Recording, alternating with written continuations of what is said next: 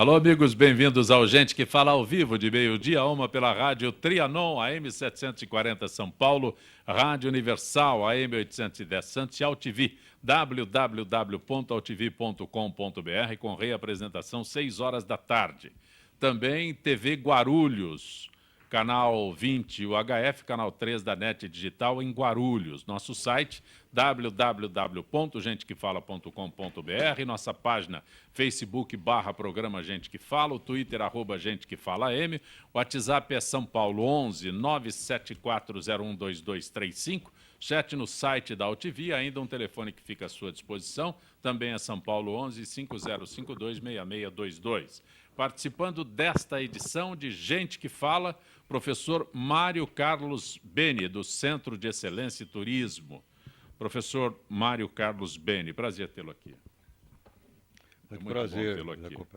Fico devendo aqui, o seu currículo é maravilhoso, mas é vice-presidente do PMDB, Diretório Jardim Paulista, isso. A área política. Também. Ótimo. Atuamos. Também conosco, advogado e empresário Misael Antônio de Souza. Doutor Misael, que bom tê-lo aqui. Bom estar aqui mais uma vez com vocês. Com essa Filho orgulho de Ribeira do Pombal. Plede de pessoas inteligentíssimas. Obrigado. Mais uma vez, obrigado pelo convite. Diretor teatral José Sebastião Maria de Souza. Sebastião, prazer tê-lo aqui. O prazer é meu de estar aqui. Eu nunca estive aqui, mas gostei muito de estar hoje aqui. E já vai agendando para voltar, hein? Tá bom. Você está em cartaz com Meu Avô Apolinário? Não, eu não estou em cartaz. Eu entro em cartaz no dia 16 de maio, sim, no Teatro Jaraguá. No Teatro Jaraguá, que era no prédio onde era o estádio de São Paulo, lá, sim, no centro da cidade. Martins Fontes. Martins Fontes. Quer dizer, nós idosos sabemos onde é. A molecadinha não sabe muito. Identifiquei na hora. É um espetáculo que, em princípio, deveria ser simplesmente para jovens, mas eu acredito, eu tenho certeza disso, de que é um espetáculo para todo mundo. É um diálogo entre um jovem, uma criança e o seu avô, e que ele descobre a sua origem, a importância da sua origem. Eu até digo que ela é passada numa aldeia Munduruku, a história, mas poderia ser na Finlândia, na França, no Japão, na Bahia, na Vila Nova Cachoeirinha, porque a problemática é universal. Como diria o Dostoiévski, quando a gente fala da sua própria aldeia, a gente passa a ser universal. A gente vai falar mais sobre o Meu Avô Apolinário, pode ser? Pode, claro. Guarda mais aí. Tá bom. Doutor Rubens Moscatelli, que é presidente do Sindicato dos Condomínios Prediais do Litoral Paulista, SICOM. Prazer tê-lo aqui. Prazer é muito grande e, assim, agradeço pelo convite. Também estou debutando aqui no programa. E essa banca aqui maravilhosa, realmente acho que nós vamos fazer aí um bom programa e é o que eu espero. Condomínios prediais do Litoral Paulista, tem alguma área específica? Ou... Não, condomínios residenciais, comerciais, todo tipo de... O litoral todo? No litoral todo, de Ubatuba a Peruíbe, com exceção de 2 cidades, que é Bertioga e Guarujá, que tem um outro sindicato lá. Bem no meio? É. Ok. O Sebastião, acho que diretamente a você, mas todos os outros eu peço aí a participação, porque nós temos aqui a informação que perdemos Antônio Abujanra, diretor de teatro, hoje pela manhã. A informação confirmada pela assessoria de imprensa da TV Cultura, onde ele apresentava o programa Provocações. Abujanra, um dos maiores nomes das artes e da cultura nacional, foi encontrado na casa onde morava, na capital. Eu posso falar uma coisa sobre... Eu tive uma convivência com a Abujanra de simplesmente 50 e poucos anos. Eu tenho 71, eu conheci o Abujanra, eu tinha 18. A gente teve uma convivência a vida inteira. Ele me ligou sábado e domingo, a última vez que falei com ele. Vocês não imaginam o que é estar aqui. Eu quero dizer simplesmente que eu amo o Abujanra. E é uma coisa que é muito importante, porque é amor de homem. É diferente de qualquer outra relação, porque é amor de homem. Obrigado. Algo a acrescentar sobre a Bujanra? Eu acho que o Brasil perde uma das maiores figuras do teatro, da televisão, dos meios de comunicações. E o que nós ficamos muito tristes, Souza, é exatamente que o Brasil está perdendo esses talentos e não tem outros que surgem para repor essa falta que deixa no cenário nacional. Então a gente fica assim profundamente triste com a perda de uma Bujanra da vida, porque não se destacam outras pessoas tanto quanto ele.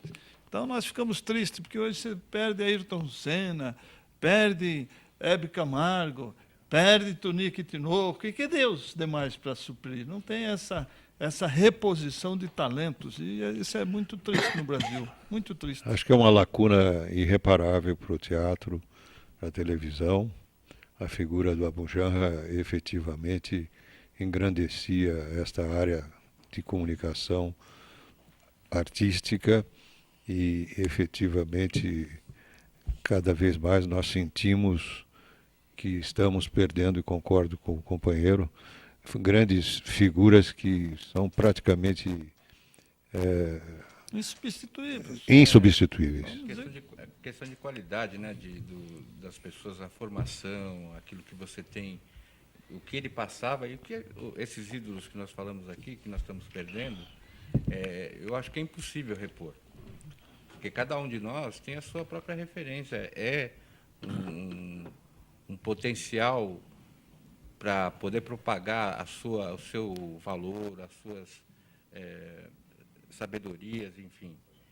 E isso não tem jeito. Amanhã vamos ser nós, não com a mesma imponência nem a relevância do Abujanra, mas nós somos insubstituíveis. Então, a gente, enquanto está vivo, tem que fazer com que prevaleça a nossa individualidade dentro do coletivo, que justamente o condomínio é uma das questões. Eu estou puxando para o meu lado, mas o Abujanra é uma perda irreparável para todos nós. Quem não conheceu, hoje, graças a Deus, tem aí os meios de comunicação, né? Tem os canais, tem tudo, porque, mesmo assim, não vai dar para saber quanto essa pessoa era importante para o Brasil, para São Paulo, principalmente. Sebastião, deixa eu aproveitar, eu sei que você está muito emocionado, mas eu quero... um detalhe muito importante com o Abujanra é que ele transitou pelos vários segmentos, né, com muita competência e sem questionamentos, né? Ele transitou pela arte aqui no Brasil, pelo teatro, pela televisão, e não há questionamento sobre o seu trabalho, não há dúvidas que ele deixa um legado fantástico, né? Sim. Esse período que ele estava agora na TV Cultura, as pessoas imaginam que ele estava encostado lá. Pelo contrário, uma produção fantástica, né? Sempre levantando questionamentos sobre os assuntos que abordava. É uma coisa muito interessante, porque o Abujanra, de fevereiro para cá, eu convivo muito, convivo. Eu sei lá, não sei que tempo Perfeito. verbal que eu uso nesse momento. Ele foi chamado para fazer uma produção, um filme de uma produção canadense, uma produção em Brasília e um programa de televisão. E ele não quis fazer nada. Ele não queria mais fazer nada. Ele fez todo um teatro direcionado. Ele, com aquele espetáculo Provocações, ele levou esse espetáculo, ele ensinou, era aula espetáculo, em que ele ensinou, ele foi a todos os céus, todos os SESIs e SESCs deste país, entende? Com 80 e poucos anos, ele sentava naquela bancada e dava uma aula de vida. Ele falava de meio ambiente, de teatro, de cultura, de pessoas, e ele falava de tudo, entende? Quer dizer, era esta a brincadeira dele, era esta a magia. Eu acho essa coisa do irreparável, ele era único. Perfeito. Não teria... como nós somos Como o únicos. Misael disse, não tem peça de reposição. Não tem peça de reposição. Lamentavelmente. Quem teve a sorte, como eu, de conviver 50 anos com ele, teve essa sorte. Eu tive. Parabéns, você está muito Não, emocionado. diríamos que você eu é vou um poupá-lo. privilegiado. Perfeitamente. Diríamos que você é um privilegiado. Muito privilegiado. Claro. Doutor Beni, turismo. Vamos falar de turismo. 492 bilhões movimentados no Brasil no ano passado, entre atividades diretas, indiretas, induzidas. Os dados são do Conselho Mundial de Viagens e Turismo. Representa 9,6% do produto interno bruto nacional e leva em conta que o setor teve investimento de 59 bilhões no ano passado. Eu estou falando números reais, né, porque muitas vezes números subestimados, muitas vezes os números não refletem a realidade porque são subestimados. Eu gostaria que o senhor, que é especialista... Eu aduziria esses números.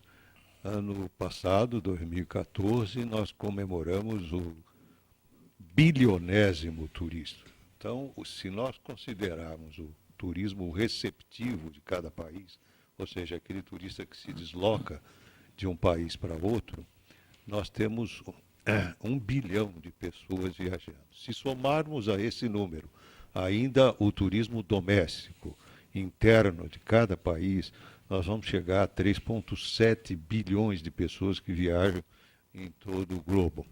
Turismo movimenta algo também em torno de 4,5 trilhões de dólares em todo, portanto, é o terceiro setor em mobilização de capitais, perdendo apenas para o petróleo e a indústria automobilística.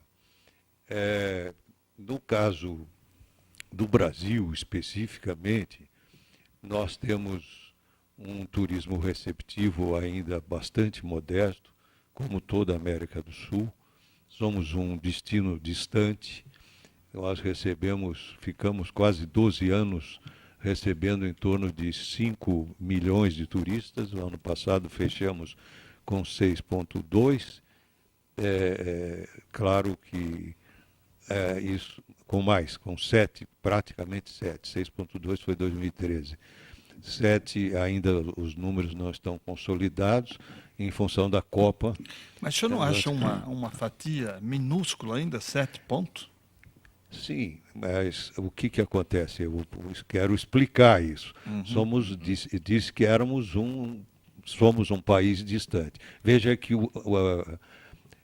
o Atlântico Norte, a Europa recebe 550 desse bilhão, a Europa recebe 550 milhões de turistas, Estados Unidos 170 milhões. Então 70%, 75% do tráfego turístico mundial ocorre no Atlântico Norte. Competir com as tarifas aéreas do Atlântico Norte, só existe uma possibilidade, é que as empresas aéreas da América do Sul, a América do Sul, deste 1 bilhão de turistas, recebe 2,1, nós 0,7. Doutor Beni, não falta ao Brasil, ao brasileiro, um pouco de cultura com relação ao turismo? Eu acrescento, o senhor citou Estados Unidos. Nos Estados Unidos nós sabemos que a família se programa, né, o tempo todo, passa o ano se programando, ou para um destino na Europa, ou para conhecer o Brasil, mas tem lá, ou o turismo interno, né? Na França, por exemplo, tem um período lá que a França fecha. Todo mundo viaja, né? A França fecha. Tem um ano que é férias na França, um ano de férias na França. Todo mundo viaja. Se eu procurar alguma coisa na França naquele período, a França está fechada. Mas nós não temos, não vamos dizer que vamos fechar o Brasil. Mas o nosso turismo doméstico tem uma taxa superior à taxa de crescimento do turismo mundial. Nós temos uma taxa de partida em férias muito superior à taxa mundial. Nós temos hoje praticamente viagens rigorosamente de lazer, porque se nós formos considerar que toda pessoa que viaja é um turista, e o conceito da OMT contempla isso, nós teríamos hoje 280 milhões de turistas do nosso turismo doméstico. Claro que aqueles que viajam rigorosamente por lazer é em torno de 90 milhões.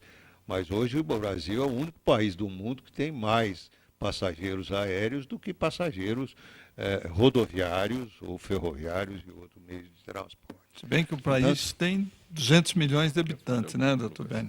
Não, mas E os demais 280 milhões países de são- passageiros embarcados e desembarcados. O que eu vejo, Esse é um doutor, com número todo fantástico respeito, para o país. o que eu vejo com todo respeito à sua explanação é que a logística brasileira para se fazer turismo, ela deixa muito a desejar em nosso país. Sim, mas que a falta de incentivo do atual governo, que simplesmente abandonou o país, e lhe digo com letras garrafais, o atual governo, a atual administração do Brasil abandonou o país. Nós tínhamos uma região na Bahia, chama-se Ilhéus.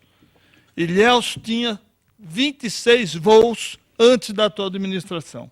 Hoje, Ilhéus tem 6 voos diários. E veja o absurdo do governo. Os voos estão programados das 14 às 16 horas, 17 e 1 de madrugada. O que acontece nos aeroportos? Você coloca 600 pessoas num local que não tem banheiro, que não tem lanchonete, que não tem conservação da pista, e o governo nada faz. Nós temos um aeroporto, temos um aeroporto melhor, inclusive, do que o de Ilhéus, na ilha de Comandatuba. Nós tínhamos 2 voos às terças-feiras, 3 voos às quintas e 5 voos domingos. Está fechado, sem operacionar. Eu Quer só dizer, queria esclarecer. o senhor vai em Aracaju, a mesma coisa. O senhor tem voos das 14 às 17 horas. Então o aeroporto fica aquele acúmulo, aquele calor insuportável, aquele péssimo atendimento, aquela exploração pelos taxistas, que você vai pegar um táxi. Ah, doutor, mas essa corrida próxima assim eu não vou.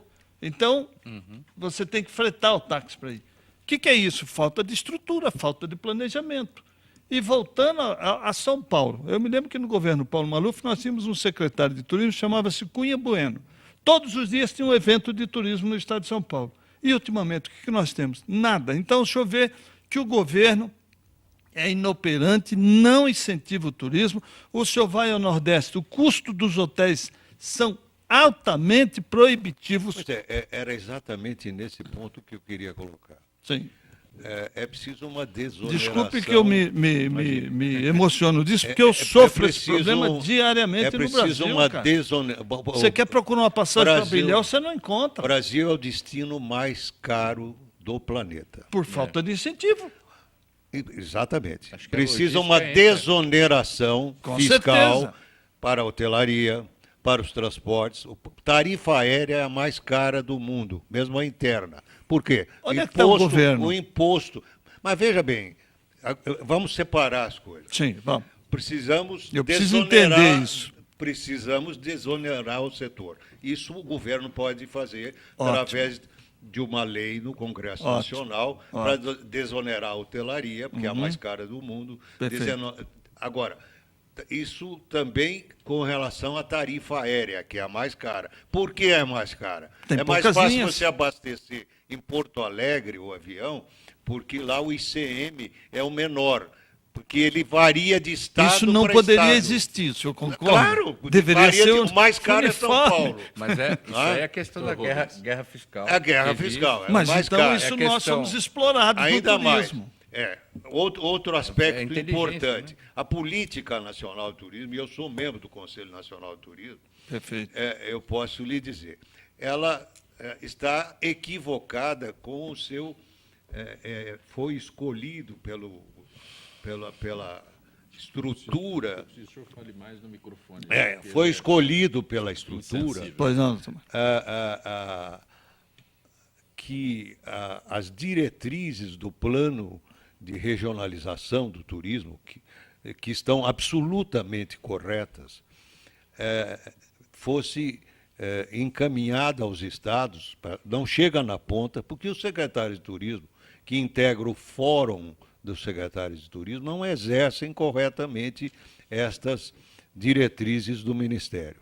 Então, na verdade, o que aconteceu? A regionalização acabou se tornando roteirização do turismo.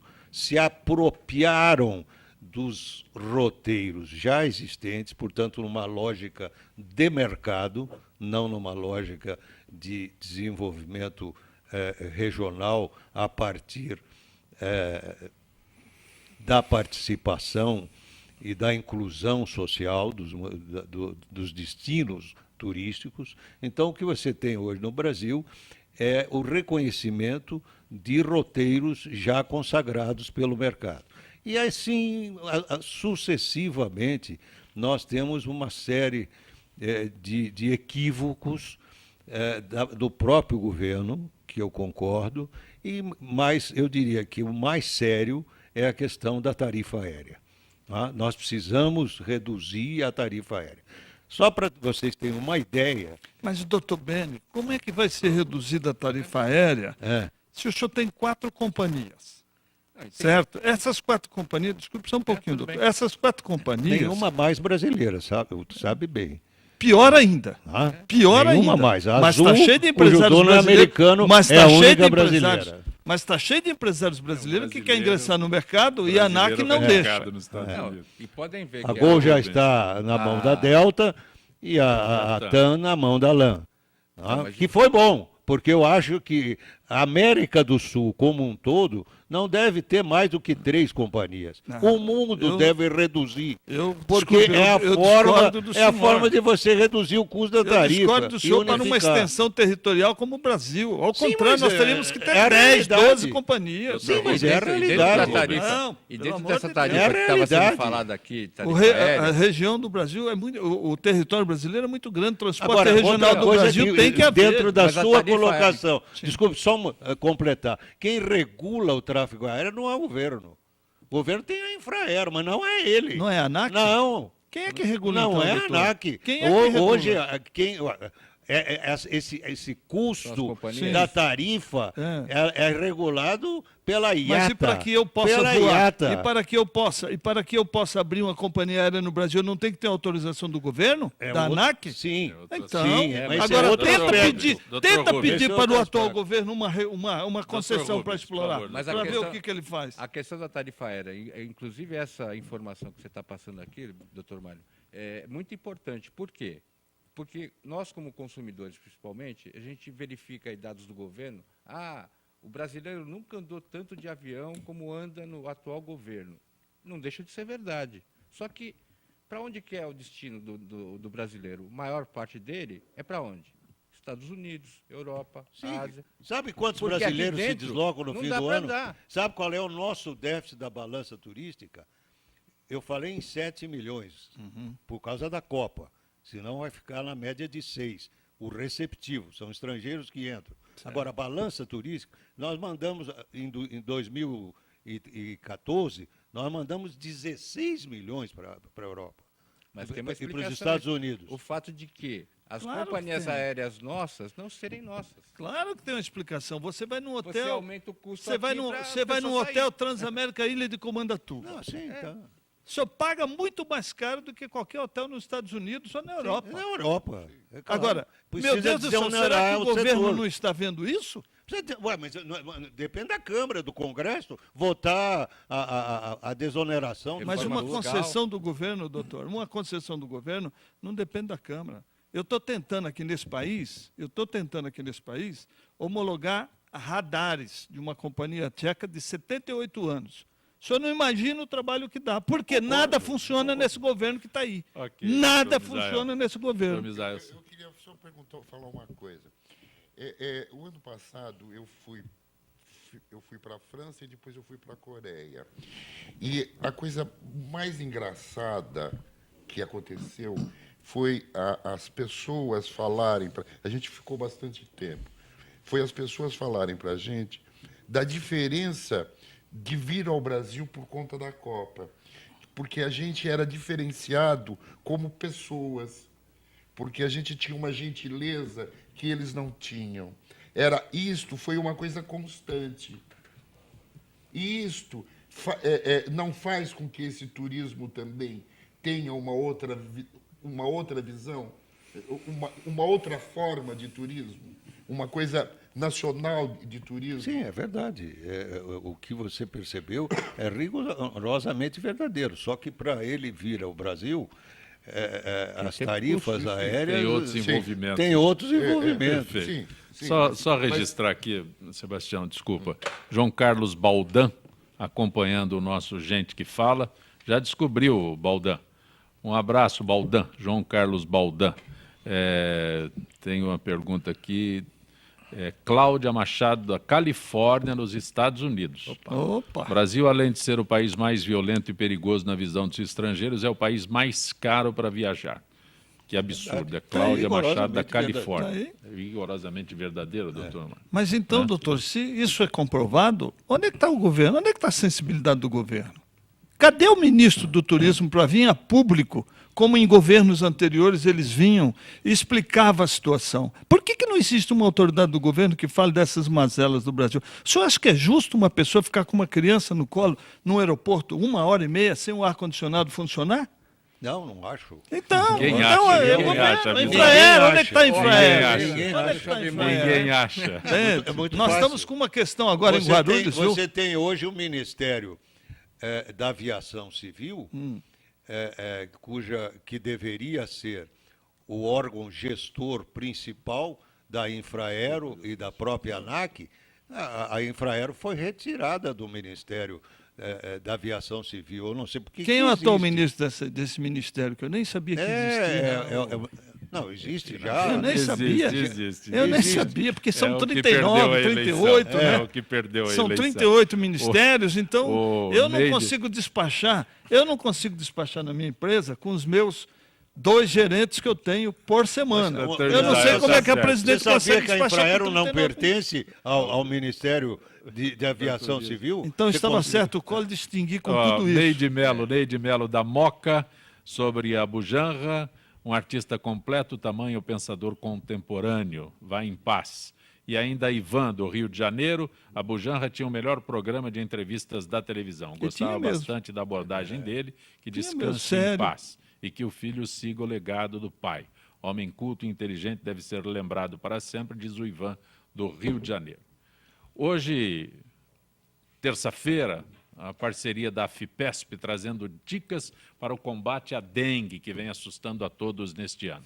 Gisele Souza, do setor de eventos da FIPESP. São Paulo recebe ajuda para combater a dengue. Operações especiais estão sendo desenvolvidas por 500 novos agentes contratados pela Superintendência de Controle de Endemias. A autarquia vinculada à pasta e conta com o apoio de 30 médicos militares mobilizados em parceria com a Secretaria da Segurança Pública para reforçar as ações de combate à dengue nos municípios paulistas, com ênfase naqueles que registraram elevado número de casos. A Secretaria da Saúde está executando uma série de ações. Gisele, boa tarde, Gisele.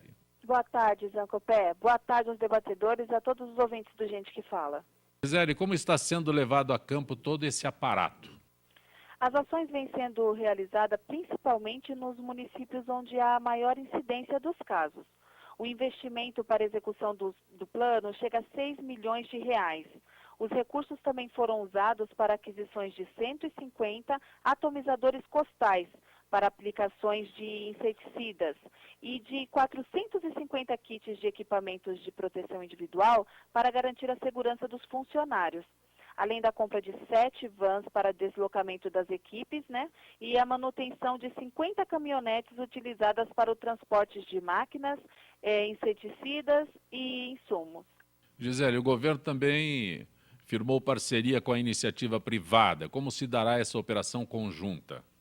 Com o intuito de ampliar o alcance de informações sobre a prevenção, o combate e os sintomas da dengue, o governo do estado pretende fazer com que toda essa força tática atue em várias frentes.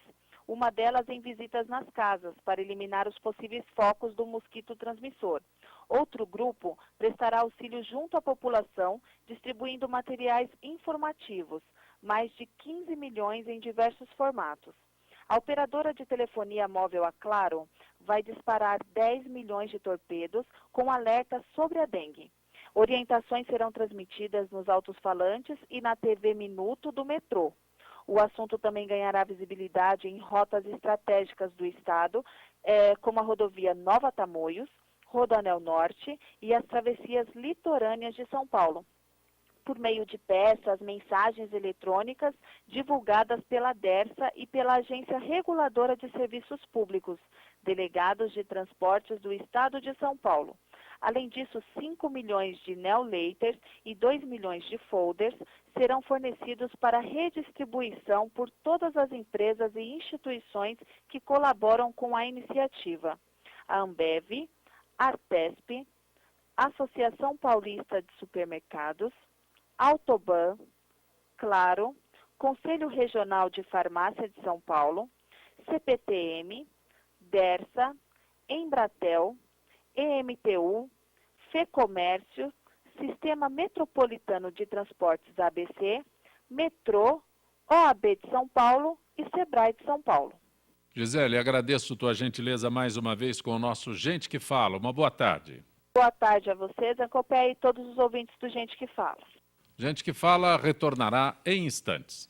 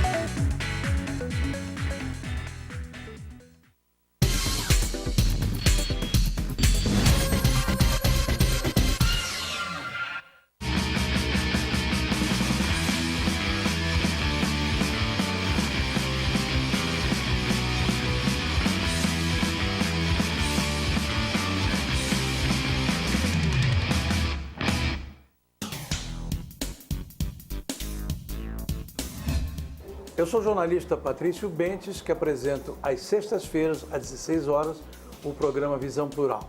Um programa que não aborda assuntos que todas as televisões falam. Nós fugimos da mesmice.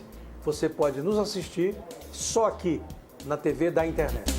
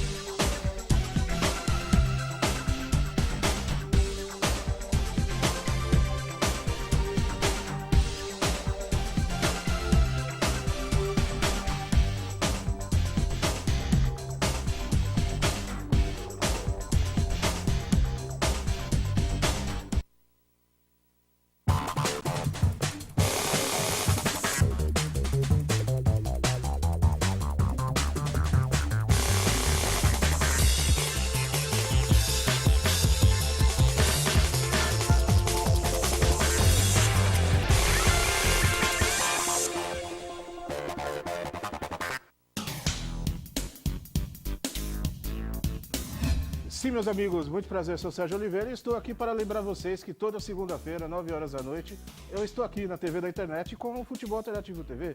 Sim, Série D, Série C, Copas Estaduais, as discussões de acesso, tudo aquilo que nenhum outro programa esportivo fala, tem a coragem, a capacidade de falar, nós falamos aqui na TV. Toda segunda, 9 horas da noite, só aqui na TV da internet.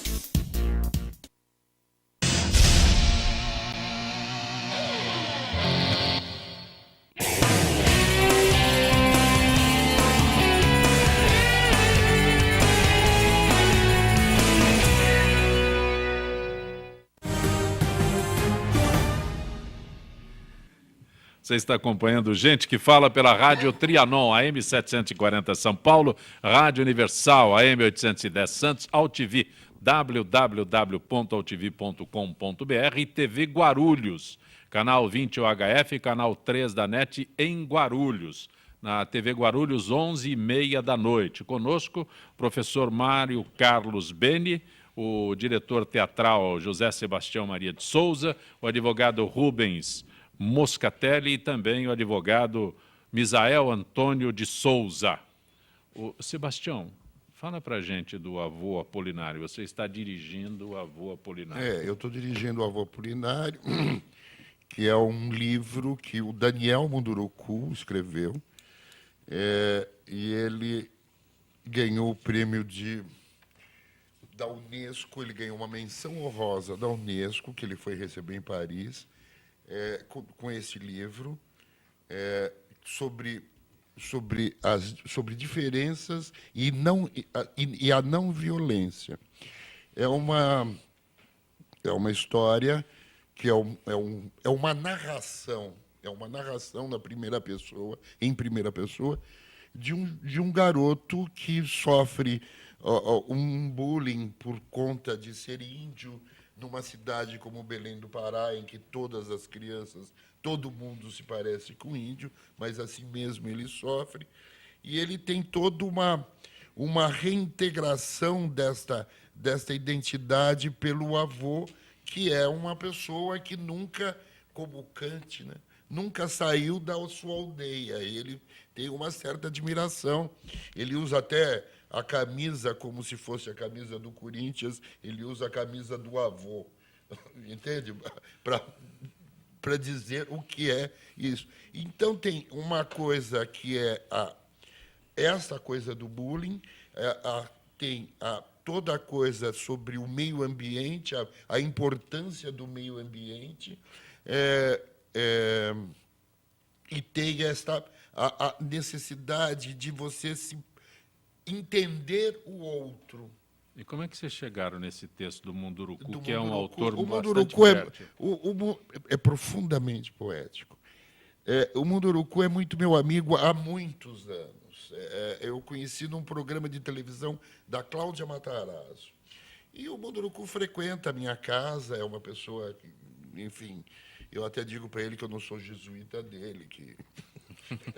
Enfim, isso. Mas é muito gentil, isso sim. Você é muito gentil em receber e incentivar pessoas como o Munduruku.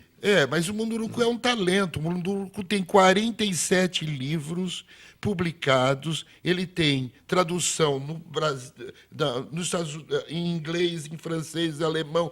Ele tem tradução em japonês e tem tradução em coreano. Não é notável. O meu avô Apolinário estreia sexta-feira. Dia 16, sexta-feira, às 4 horas da tarde. Na outra às semana, 4 horas às 4 horas da tarde. Por que 4 horas da tarde? Que é para o público mesmo? Eu queria fazer muito este horário alternativo, porque não é só para adultos, eu quero fazer para pré-adolescente e adolescente. Com todo respeito, é um ato heróico fazer 4 horas da tarde teatro no Brasil. Eu acho que é também... Já teve experiência? Teve essa experiência? Não, eu não tive. Eu briguei muito. A moça que faz a minha divulgação, ela disse, mas é um absurdo. Mas eu acho que é um espetáculo... Nesta hora, neste assessoria... Neste momento, é difícil, fala a verdade, é difícil. Neste momento em que se discute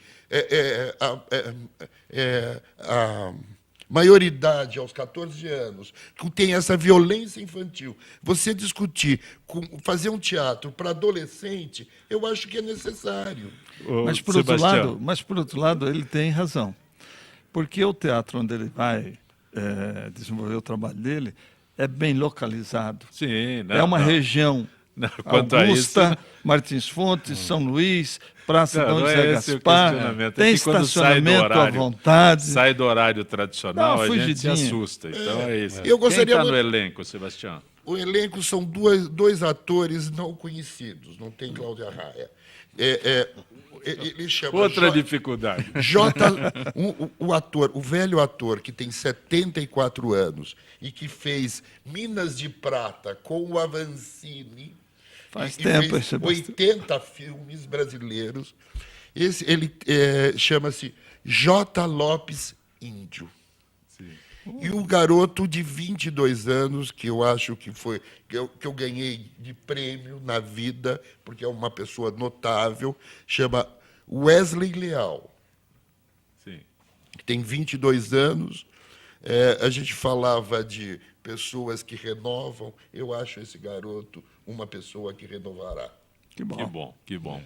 Deixa eu aproveitar o Dr. Rubens, que está conosco aqui, falar sobre síndico. É difícil ser síndico. É bastante difícil, bastante. O senhor é presidente do Sindicato dos Condomínios Prediais do Litoral Paulista. Eu E já começo síndico? com a pior, né? Síndico. Olha, ultimamente, que nós temos percebido, dada a dificuldade que existe pelas responsabilidades que o cargo impõe, muitas pessoas que são condôminas fugirem do cargo. É Eu verdade acho- que síndico não consegue agradar de jeito nenhum? Não. É que nem técnico de É futebol. É verdade, é verdade. Mas assim, a pessoa tem que ter um perfil... Ele é síndico, né? Síndico. Sou. Multifacetado. O Porque, Israel é síndico. Sou porque 10 anos. ele tem que ser ao mesmo tempo que o fiel da balança, mas muitas vezes ele tem que pender para o lado do cumprimento da lei, não ser a pessoa mais simpática do mundo. Mas o segredo É? para um bom síndico, viu, doutor, é simplesmente você ter um ótimo zelador. Não adianta você ser um bom síndico se não ter um ótimo zelador. Tem que ter. O importante é ter o ótimo zelador. É, e E aí tem que você ter. Doutor resolve Rubens, o problema. doutor Rubens, quais são Tem que os... ter a colaboração também dos demais condôminos. membros, né? Os condôminos, Não, mas os os condôminos conselheiros. eles acham que é obrigação sua, mesmo você você é fazendo de funcionário graça, dele, que né? você é empregado dele, que ele não Sim. quer saber, ele acha que uma conta que você cobra, você está por fora. Então, É. condômino não te considera. Ele Você quer que não alguém batalhou? trabalhe para ele de graça. Tanto Doutor é que eu não Rubens, cobro no meu o que é mais no meu difícil aqui condomínio. nessa relação? Limitar o desgaste, dividir funções e responsabilidades. Conhecer a legislação não é, mas conhecer bem o condomínio, não descuidar da manutenção, ter uma estratégia de comunicação. Olha, O que é mais difícil aqui. Tudo isso aí, a dificuldade maior que eu vejo é a questão da convivência, das pessoas entenderem o papel do síndico, saírem do seu próprio mundo e entenderem que o síndico está ali, que pode ser condômino ou não. Porque, veja, hoje, como eu estava na introdução que eu comecei aqui, as pessoas querem fugir do cargo para poderem ser a pedra e não a janela. pra Hoje começar. existe a contratação do síndico, é Isso, comum hoje em é dia. comum. No mercado chama-se síndico profissional. Eu só discordo um pouco do nome porque não é profissão, é função. Sim. Você não tem uma regulamentação. E é tem que ter- grande o número de pessoas Tem que aumentado, hoje são tem aumentado. contratadas excepcionalmente para isso, exclusivamente para isso? O que eu vejo no litoral, principalmente, que é a área da minha atuação, é que, pelo menos, em torno de 20% dos condomínios, você tem síndicos ou remunerados, sendo condôminos, ou contratados de fora. Mas também tem essa coisa de que vocês disseram, que são lugares que é a segunda casa. Porque eu tenho, por exemplo, eu moro num prédio aqui em São Paulo que tem síndico, o síndico é o administrador do prédio.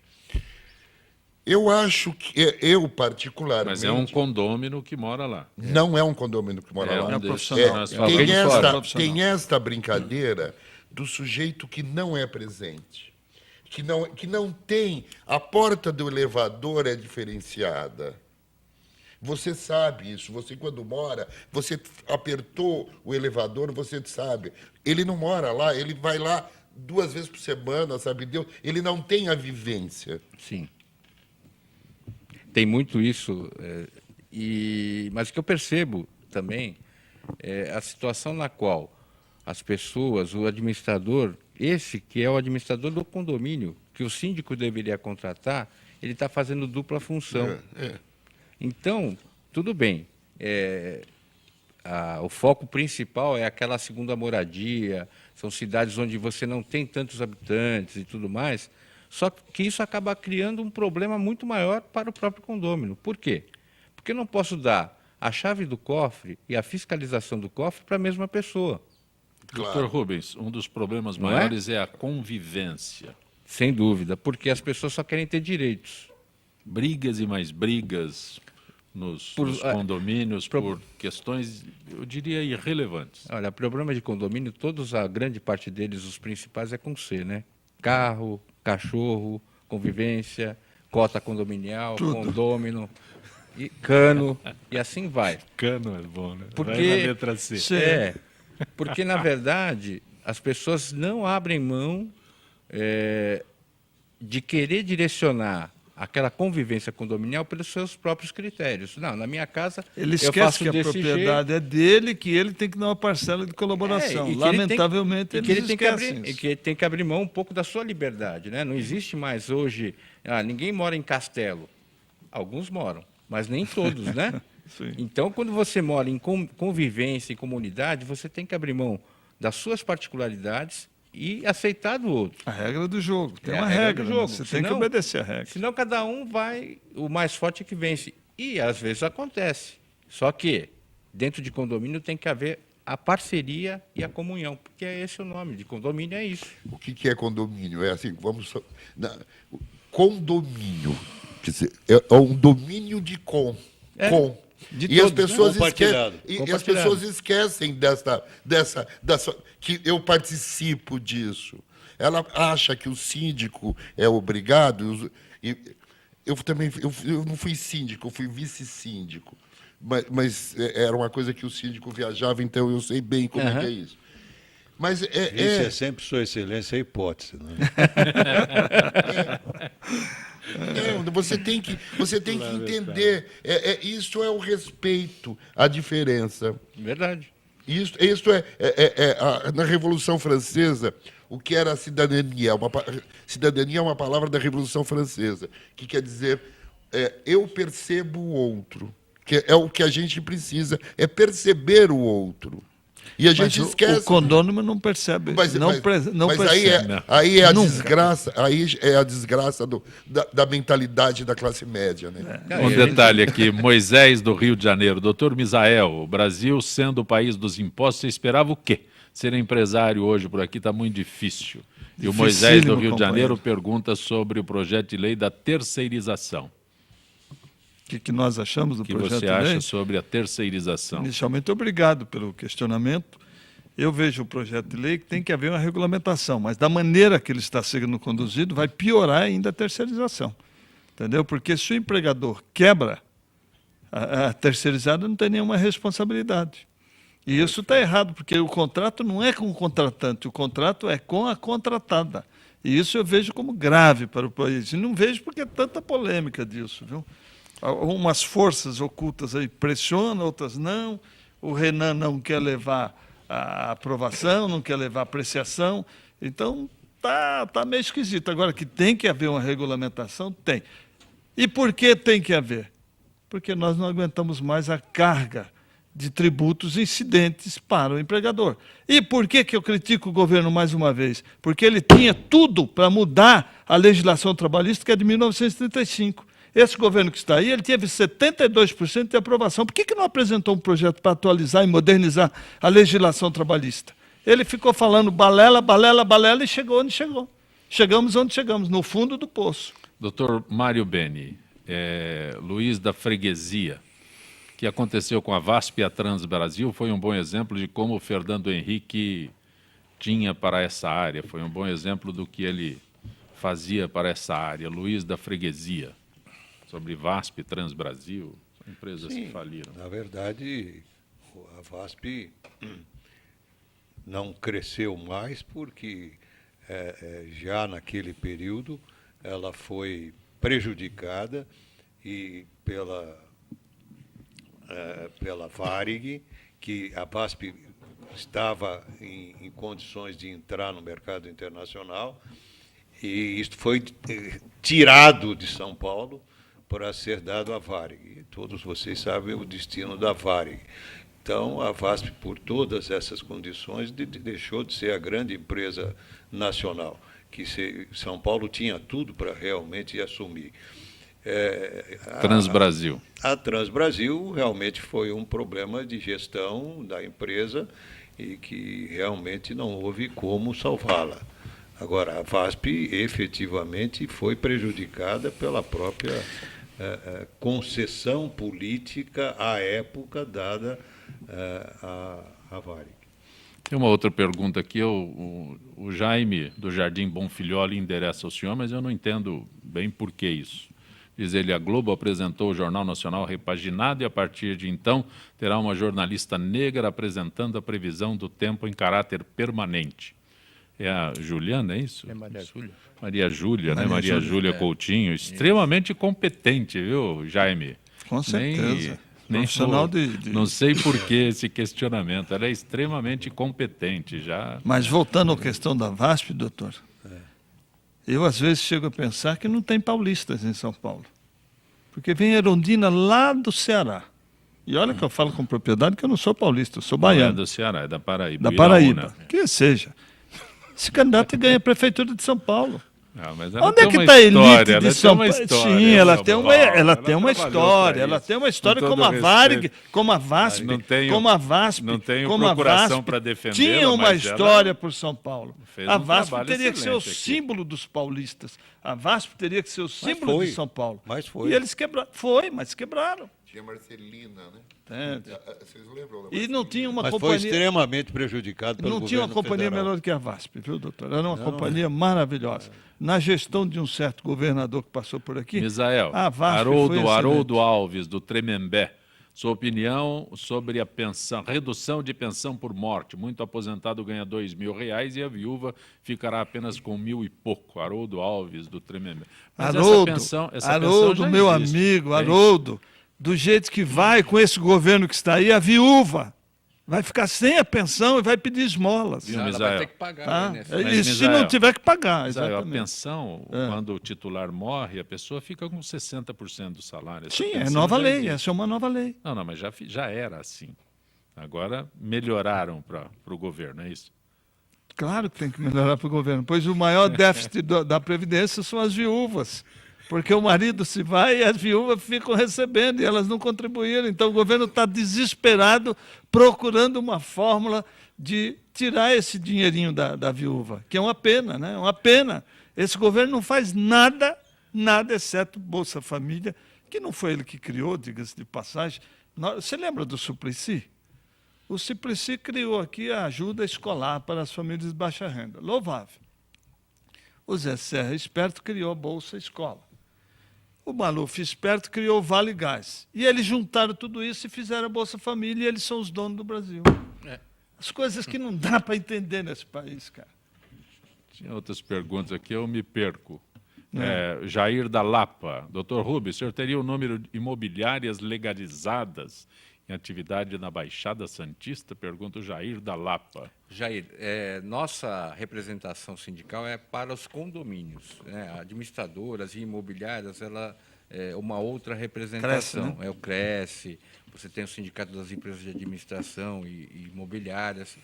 Eu não tenho como te passar isso. Mas o principal lugar onde você vai saber se o corretor ou a própria imobiliária está devidamente permitido é o Cresce.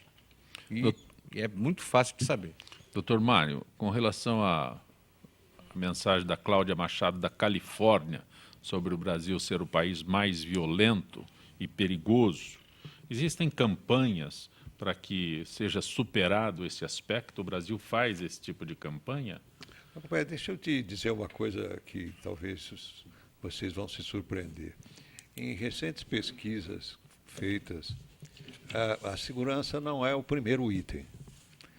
O estrangeiro, por incrível que pareça, o primeiro item é limpeza, lixo.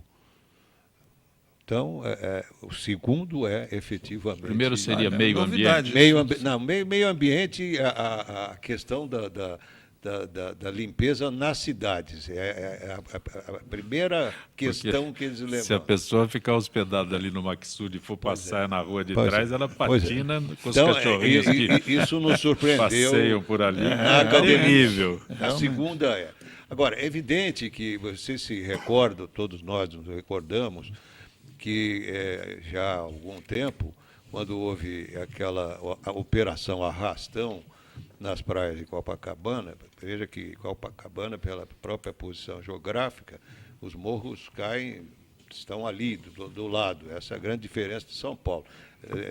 Problema de segurança no Rio de Janeiro e São Paulo, violência é exatamente igual, só que nós estamos espraiados.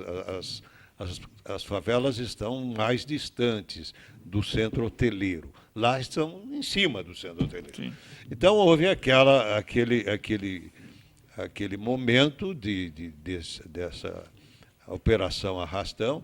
E o que aconteceu? 2 dias depois, mais de 170 voos foram cancelados para o Brasil. Aquela imagem da operação Arrastão. Então, hoje a TV é muito rápido, você tem em tempo real e global.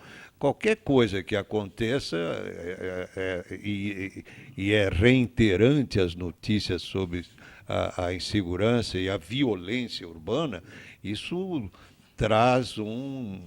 provoca uma retratibilidade para o turismo internacional, para o tráfego internacional. E que, diga-se de passagem, isso é uma grande novidade para eles lá, né? Doutor Beni, doutor Mário Carlos Beni, agradeço a tua gentileza de ter participado do nosso Gente que Fala. Espero que possa retornar outras vezes. Com prazer. Okay. Sebastião começa dia 16, mais próximo. Meu avô Apolinário. Meu avô Apolinário. Você dirige a peça? Eu dirijo a peça e produzo. O local? O local é Teatro Jaraguá. Teatro Jaraguá. Na Martins Fontes 71. Repete só o horário para ficar bem às 16 horas, sábados e domingos. Você é muito corajoso, eu repito. Tem que ser, sábado né? e domingo. Tem que ser. Não, eu sei, mas mesmo assim para o mas teatro... é muito interessante os avós poderem ir com os seus netos. Parabéns, não eu gosto, acho maravilhoso. Pois é. Acho e só me desculpe o figurino ser diferenciado do deles. É verdade. Doutor Rubens Moscatelli, agradeço a gentileza de ter vindo ao nosso Gente que Fala. Eu que agradeço, eu saio daqui agradecido e, se vocês me convidarem, estou aqui. Será um prazer revê-lo. Doutor Misael Lifestyle. Eu estou recebendo, doutor Misael. Essa não é uma revista para circulação no Brasil, né? Mas em locais mais privilegiados. Eu tenho uma filha de 27 anos, que ela é editora-chefe, a dona da revista, é o Grupo Evol, e ela produz essa revista Modéstia à Parte com muito esmero, com muito capricho. Papai adora. Papai adora, claro. Eu tenho orgulho Misael, do trabalho um abraço, dela. Misael. Obrigado por ter vindo ao nosso abraço Gente grande. Que Fala. Doutor Beni, me desculpe da minha... Imagine, da minha emoção, mas é que eu sofro nesse país, viu, doutor, com essa aviação brasileira. Hoje, pela AltV, 5 horas da tarde, programa Primeira Página com Luiz Carlos Franco, entrevistando o escritor Ferrez. Hoje, pela AltV.